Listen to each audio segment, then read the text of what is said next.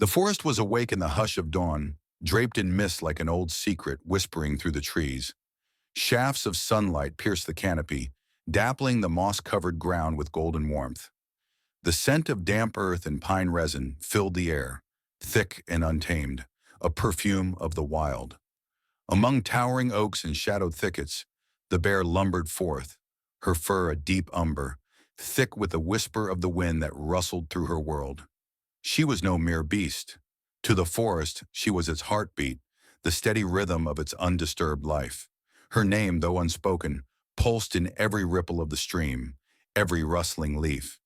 She moved with the measured grace of one who owned this land, her dark eyes scanning the undergrowth for roots, berries, or perhaps an unsuspecting trout from the silver-threaded creek nearby. And then she heard it, a sound foreign to the forest's ancient symphony, a note of distress so small, so fragile, it barely clung to existence. It was a whimper, soft as the rustling of leaves, yet filled with a sorrow that rippled through her very bones. The bear paused, her great head turning slightly, ears flicking forward. Again the sound, a faint, mewling cry, lost beneath the hush of wind. Curious now, she followed the scent before she understood what it was. It was different from the musk of deer or the sharp tang of foxes that prowled the edges of the stream. This was something delicate, something raw and new. Her enormous paws, so capable of uprooting trees, moved with surprising gentleness as she neared the thicket from which the sound emerged. There, among the fallen leaves and tangled roots, lay the tiniest creature she had ever seen. A baby. Swaddled in the remnants of cloth, tattered and thin, the infant trembled against the cold earth. Its tiny fists clenched, its face scrunched in the effort of crying, though its voice was weak, hoarse from exhaustion. The bear stared, her massive form casting a long shadow over the helpless being. This was no cub, no fawn, nothing the forest had ever birthed. And yet it was here, alone, abandoned beneath the indifferent sky. The bear huffed, her breath a warm cloud against the chilled air. The child did not stir beyond its fitful cries. She sniffed, drawing in the scent of something fragile, something foreign. It smelled of sorrow, of loss, of something left behind. Yet beneath it all, it smelled of life, of something that did not belong to the cruel fate it had been given. The bear was no mother. She had not birthed cubs in years, and the ghost of her last child still haunted the space beneath her ribs. She knew the ache of emptiness, the way loneliness clawed at the heart like an insatiable hunger. Perhaps it was that pain, old yet unforgotten, that made her do what she did next. With careful movements, she nudged the infant, her nose cold against its fevered skin. The child shivered but did not recoil. It had no strength left for fear. Another cry, weaker this time, and something inside her, a place she thought had long been sealed, gave way. She could not leave it here, not to the biting frost of dawn, nor to the wolves whose howls still echoed from the far ridges. This child would not last a night in the forest's ruthless embrace. It would not see another sunrise unless a deep growl rumbled from her chest, not of threat, but of resolve. The bear lowered herself, her powerful limbs folding as she curled around the fragile life before her. Her warmth, once meant only for her own, now enveloped the lost child. She felt the rapid beat of a tiny heart, the slow fading of its cries as exhaustion claimed it. The baby nestled against her, drawn to warmth, to life. The forest, which had been watching, listening, seemed to pause in reverence. The wind stilled, the leaves ceased their whispering, and even the birds hidden in the boughs above held their breath. A bear had found a child, and the story had only begun. Dawn stretched her golden fingers over the treetops, the hush of night giving way to the gentle stirrings of morning. The bear remained still, her great body curled around the tiny life she had claimed as her own. Throughout the night, the child had barely moved, his breath a faint whisper against her thick fur. Yet he was alive, cocooned in warmth that the cruel forest could not steal away. A shift in the wind brought the scent of damp pine and distant rain. The bear lifted her head, inhaling deeply. Instinct told her a storm was coming, and the forest, wild and unyielding, would soon awaken in chaos. She knew she could not stay here, not with the fragile being who had become her charge. With a great sigh she moved, careful not to jostle the baby too harshly. He stirred, a tiny sound escaping his lips, but he did not wake. His small form was fragile, skin like the petals of a newborn blossom. He needed food, warmth beyond what she could provide in the open. He needed safety. Her dark eyes swept the familiar landscape. There was a place, a den, hidden deep within the sheltering rocks, that could serve as refuge. It was not far, but every step she took would be a risk. The forest was full of predators, and not all of them had fangs and claws. There were men too, the strange creatures who walked on two legs, who left behind the scent of fire and iron. But she had no choice. The bear lowered her head, nudging the child closer before carefully gathering him in the curve of her great paws. He did not resist. He was too weak to. With deliberate, measured steps, she moved, disappearing into the thick embrace of the trees, carrying a child not of her kind, but one she would protect, no matter the cost. The forest loomed ahead, dense with secrets woven into every shadow, every rustling leaf. The bear moved through it with the confidence of one who belonged, though tonight she carried more than just herself through the labyrinth of gnarled roots and whispering trees. The child, fragile and weightless in her careful grasp, barely stirred, lost in the exhausted slumber of the helpless. The den was not far. She had known it for years, a cavern carved into the rock by time's patient hands, hidden from the world's dangers. There the child would be safe. But safety was a fleeting promise in the wild. The scent of the coming storm clung to the air, thick and heavy with the promise of rain. The wind had begun to whisper its warnings through the trees, carrying the voices of unseen watchers. The forest was waking, not with the gentle stir of morning, but with the uneasy stillness before chaos. Then a sound. The bear halted, her ears twitching toward the source. It was faint, but unmistakable. The snap of a branch under deliberate weight. Not the careless break of wind-tossed wood, nor the errant stumble of a grazing deer. This was something else, something hunting. Her muscles tensed. She knew the predators of these woods, the wolves who prowled in twilight packs, their hunger relentless. The great mountain cat, silent as a falling leaf. But this was different. The scent carried on the wind was laced with iron, fire, and something bitter. Men. A deep growl rumbled in her chest, but she silenced it before it could betray her presence. She could not fight them, not with the child in her care. She had to move, faster, quieter. Lowering her head, she pressed forward, weaving through the tangled undergrowth with surprising grace for her massive frame. The trees stood like sentinels around her, the night air thick with their whispered warnings. She moved swiftly, every step measured, every breath held tight. The child whimpered softly against her fur, and she felt the stirrings of something she had thought long buried, a protectiveness so fierce it burned within her, like a flame against the cold night. She would not lose him, not to the forest, not to the storm, and certainly not to the men. The den was close now, the scent of earth and stone growing stronger, but so was the scent of her pursuers.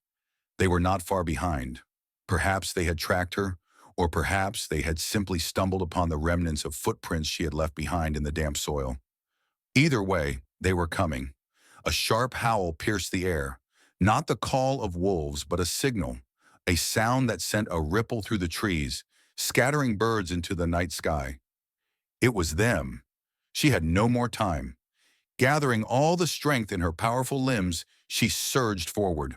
The forest blurred around her, the darkness swallowing her massive form as she tore through the last stretch of wild, her heartbeat thundering like a drum against her ribs. Then at last she saw it, the hidden maw of the earth, her sanctuary. Without hesitation, she slipped inside, her massive bulk vanishing into the cavern's depths. The cool stone embraced her, and she turned quickly, ears perked, listening for the sounds of pursuit. Silence. For now. The bear exhaled, her breath a steadying force against the tremors of exhaustion. Carefully, she lowered herself, curling around the child, shielding him with the warmth of her body. He stirred, his tiny fingers brushing against her fur, his breath slow but steady. The storm would come. The men would search. But for now, in the quiet embrace of the cave, the bear and the child were safe. For now. The storm arrived with a fury that sent tremors through the bones of the earth. Wind howled through the trees, bending their ancient limbs in supplication to the sky's wrath.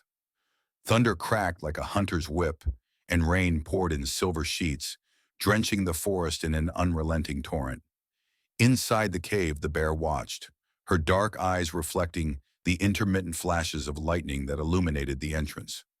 Water trickled in small rivulets down the stone walls, pooling in shallow depressions. The air smelled of damp earth and the metallic tang of the storm, but she had endured worse. She curled herself more tightly around the child, ensuring he remained dry beneath the shelter of her thick fur. The warmth of his fragile body pressed against her, a whisper of life she had sworn to protect. He slept deeply, unbothered by the storm's rage. His tiny hands curled into fists against the steady rise and fall of her breathing. But she was not at ease. The scent of men still lingered, faint but present.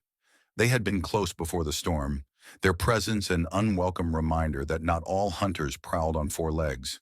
The rain would obscure their tracks, wash away their scent.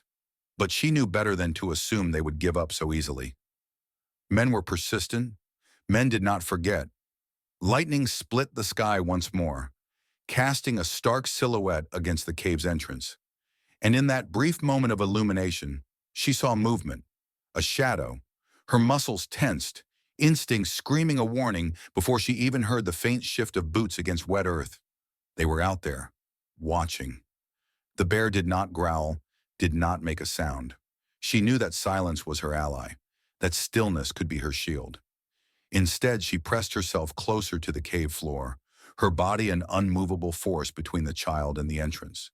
Footsteps, slow, deliberate. Then a voice, barely audible above the storm's roar. "Tracks end here." A second voice, rougher. "Could be a den." A pause, then, "You think she's got something in there?" Another rumble of thunder, the storm masking their voices in its symphony of chaos. The bear did not move. She barely breathed. Then a third voice, younger. "We should wait till morning." The silence stretched. The wind howled through the trees, a ghostly wail that filled the space where words had been. Then the rough voice again. "A storm like this? She won't go anywhere. We'll find her in the light." Footsteps receded, swallowed by the night. The bear did not relax. Not yet. She listened, waited, ensured that they were truly gone. Only when the storm's rage became the only sound did she finally allow herself to exhale, the tension in her massive frame easing, though not disappearing. Morning would come, and with it, the hunt would resume. She had to be ready.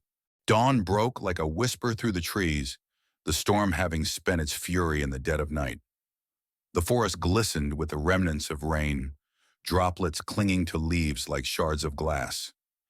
Mist curled around the trunks of ancient trees, wrapping the world in secrecy. The bear moved before the sun fully breached the horizon.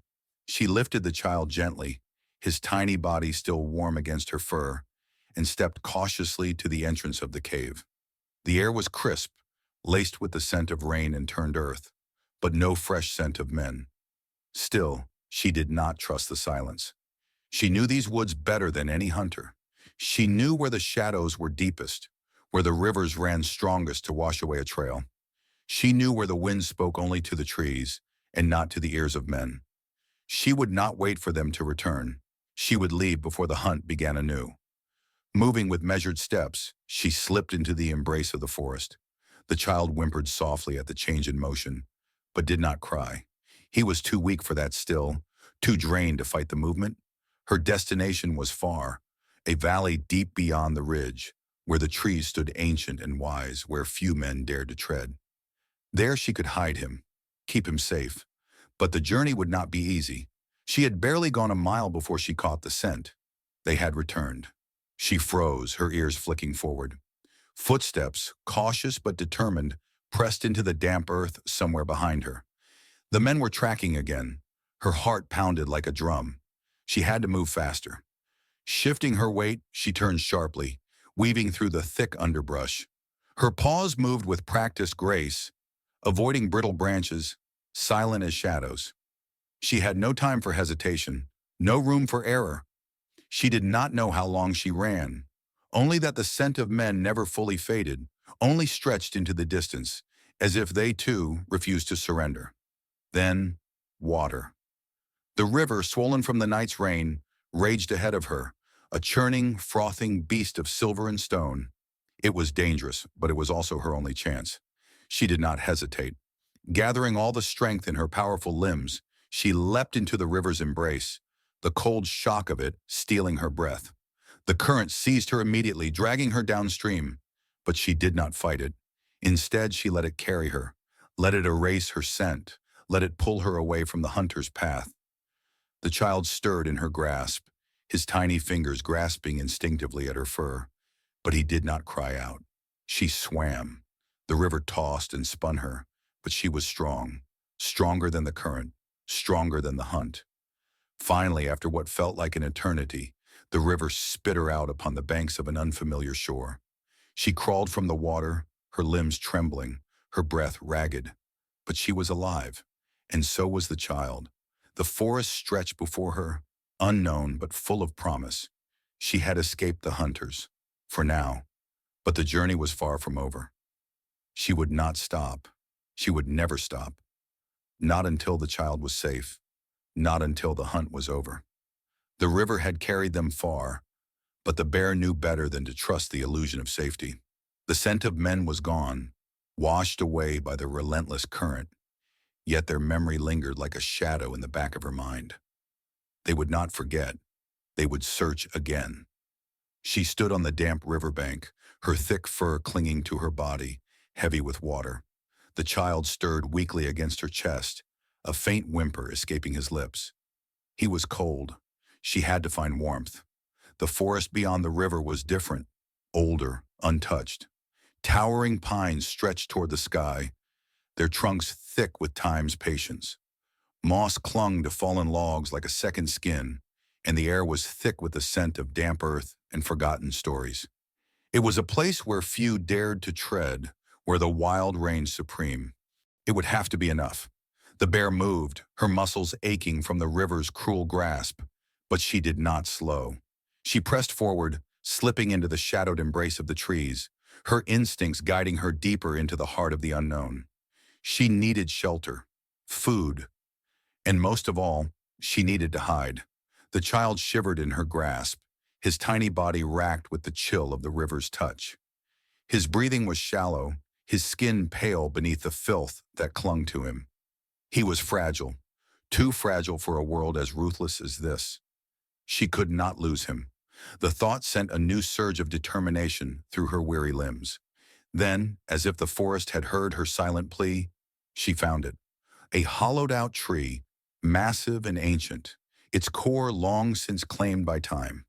The opening was just large enough for her to slip inside, its interior dry and shielded from the wind. It was not perfect, but it was safe. Carefully, she lowered herself to the ground, curling around the child once more.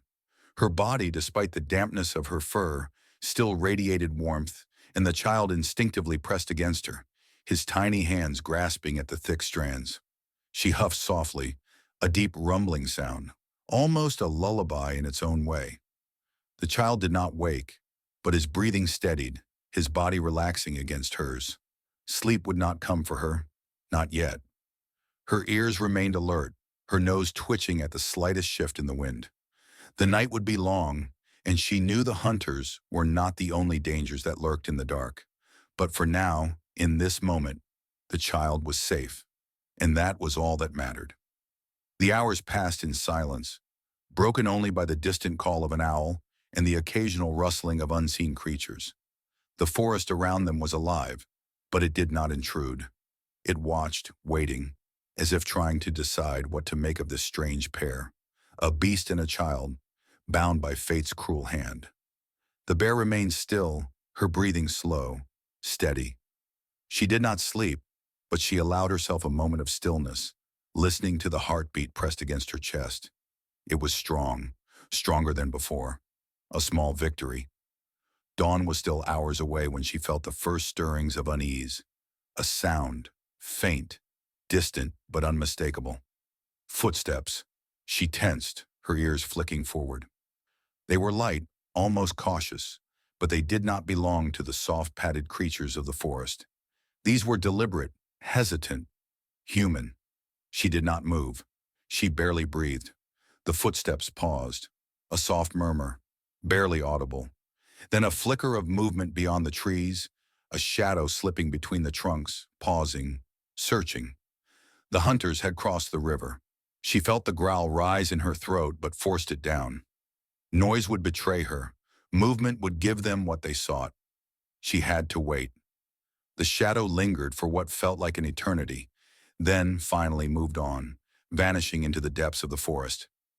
The bear remained frozen, her muscles coiled, waiting. Silence. Then after what felt like an eternity, she allowed herself to exhale. They were still searching. She had to leave before they found her, before they found the child. The first light of dawn painted the sky in hues of lavender and gold, filtering through the thick canopy above. The bear rose, careful not to wake the child, though he stirred slightly, his tiny fingers tightening around a lock of her fur. She had to move. The deeper she went into the forest, the harder it would be for the hunters to track her. But she could not just run forever. The child needed food, warmth. She needed a plan. Lifting him gently, she stepped from the safety of the hollowed tree, the damp earth cool beneath her paws. The forest smelled fresh, cleansed by the night's rain, but the scent of men lingered, distant yet present. She would go where they would not. There was a place, she had seen it before, long ago in the days when she had wandered further than most. A valley hidden beneath the mountain's shadow, where the land stretched wild and untouched. Few creatures dared to venture there, and fewer still returned. But she was not like the others. She was stronger. She was determined. She was a mother now in a way she had never expected to be. And nothing, not men, not the forest, not even fate itself, would take this child from her. With renewed purpose, she pressed on, disappearing into the trees, carrying the fragile ember of life with her. The hunt was not over, but neither was the fight, and she would fight for the child, for survival, for a future beyond the hunter's shadow. The forest stretched endlessly before her, ancient and indifferent, its towering pines whispering secrets on the wind. The bear moved with silent determination, her paws pressing into the damp earth, leaving only the faintest trace of her passing. She carried the child as she always had, cradled close, protected from the cruel breath of the world. The morning sun had risen high, spilling golden light through the branches, but she did not stop. There was no time for rest. The men were still searching, and though the river had washed away her scent, she knew they would not give up so easily. She had chosen her path carefully, winding through the densest parts of the forest, where the undergrowth was thick and the air heavy with the scent of pine and wet stone. But it was not enough to hide. She needed distance. She needed to disappear. And so she climbed. The land sloped upward, the trees thinning as she ascended toward the mountains that loomed like silent gods over the valley. The terrain was rough, jagged stones jutting from the earth like broken teeth, but she did not falter. The child whimpered softly, stirring against her chest, his tiny hands grasping at the thick fur that shielded him from the cold. He was weak, hungry. She felt the tremors in his small body, the faint shivers that betrayed his fragile state. He needed food. She could not hunt as she once had, not with him in her grasp. But she knew these lands. She knew where the wild berries grew, where the roots ran thick beneath the soil. She would find something. She had to. As the incline grew steeper, she paused, sniffing the air. The wind carried the scent of damp moss, of stone and earth, but no men. Not yet. Still, she did not trust the silence. She found the berries clinging to the base of a fallen tree, their dark skins glistening with the remnants of morning dew. They were small, but they would have to be enough. Carefully, she lowered the child to the ground, curling her body around him for warmth. He whimpered, his eyes fluttering open for the first time in hours, but he did not cry. She crushed the berries with her nose, the juice staining the earth with deep crimson, then nudged them toward his trembling lips. At first he did not respond. Then slowly, instinctively, he accepted the offering, his tiny fingers curling into her fur as he swallowed. It was not much, but it was enough to keep him going. She watched him, feeling a warmth that had nothing to do with the sun.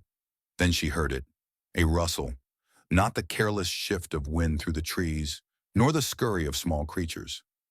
Something larger, something watching. The bear lifted her head, her muscles tensing. Her ears flicked forward, her nose searching the wind for the scent of what lurked beyond the trees. And then she saw it, eyes golden and unblinking, staring at her from the shadows. A wolf. No, a pack. They stood at the edge of the clearing, their lean bodies half hidden in the undergrowth, their breath visible in the crisp mountain air. Hungry, watching, waiting. The bear did not move. She knew the wolves well, had seen them hunt, had watched them bring down prey with ruthless efficiency. They were not like the men.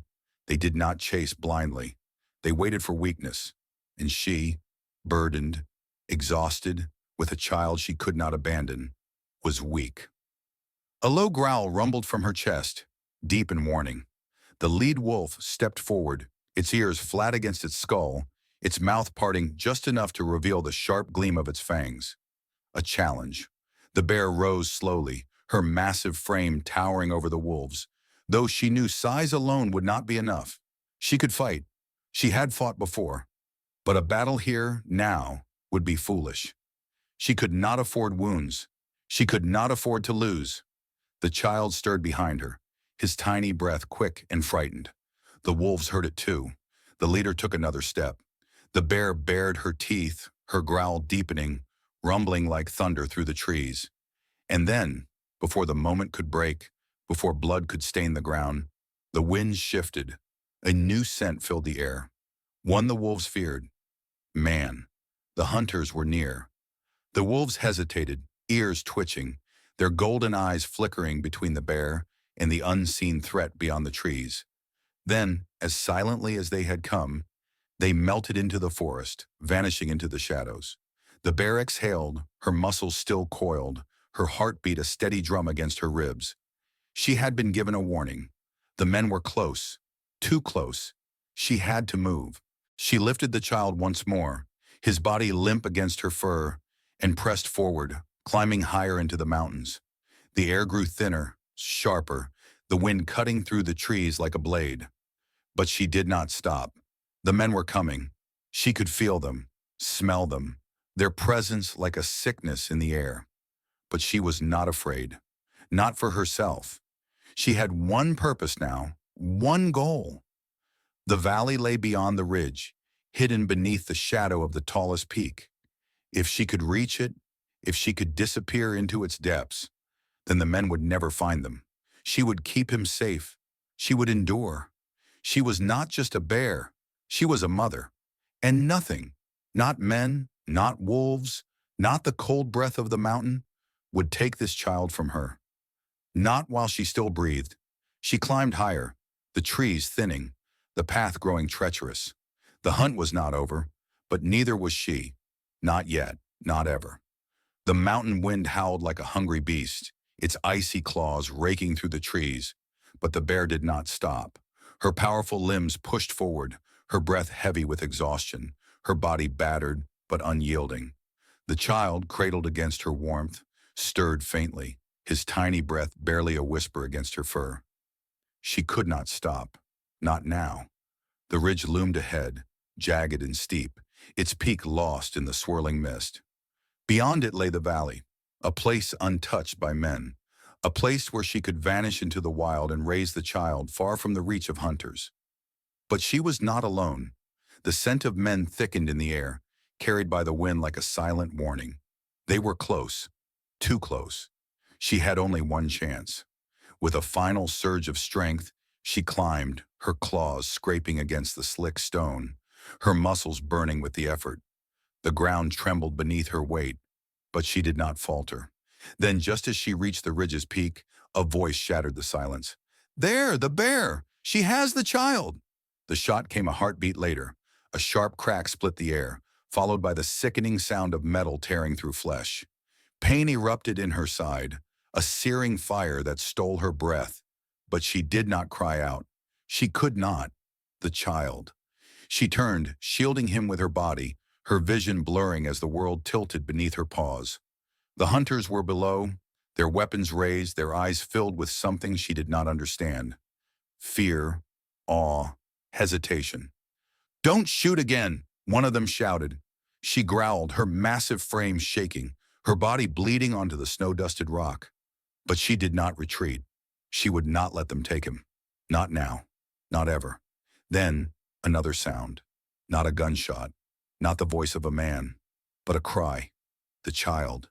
His small, fragile voice rose against the wind, thin but defiant, breaking through the silence like the first breath of spring. The hunters froze. For a moment, the world held its breath. Then slowly, one of the men stepped forward. He was younger than the others, his eyes wide, his weapon lowered. He looked at her, at the child, his expression shifting from confusion to something else, understanding.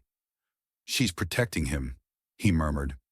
The others hesitated, their grips tightening on their weapons. But they did not fire.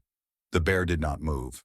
Her body trembled, the wound in her side bleeding freely, but she stood firm. She would not run. She would not surrender. Then after what felt like an eternity, the young hunter took another step forward. "We don't have to kill her," he said, his voice steady. "She's not a threat." Another hunter scoffed. "She's a bear. She's his mother," the young man interrupted, his gaze never leaving hers. Silence. The older hunter, grizzled, weary, sighed. "What do you suggest then? We can't just leave them." The young man hesitated, then softly, "Maybe we should." The bear watched them, her breath ragged, her body screaming for rest. And then, to her disbelief, the hunters lowered their weapons. The grizzled man shook his head. "Let's go." The others hesitated but followed. One by one, they turned away, their figures disappearing into the mist, their presence fading like a bad dream. And then, at last, they were gone. The bear swayed, her legs weak, the pain of her wound pulsing in time with her heartbeat. But she was alive, and so was the child. With the last of her strength, she turned toward the valley, the hidden world that stretched beyond the ridge. A sanctuary, a home. She took one step, then another. And as the first light of dawn broke through the mist, she carried the child down into the valley where no men would follow, where no hunter's shadow would darken their path. The hunt was over, and at long last they were free,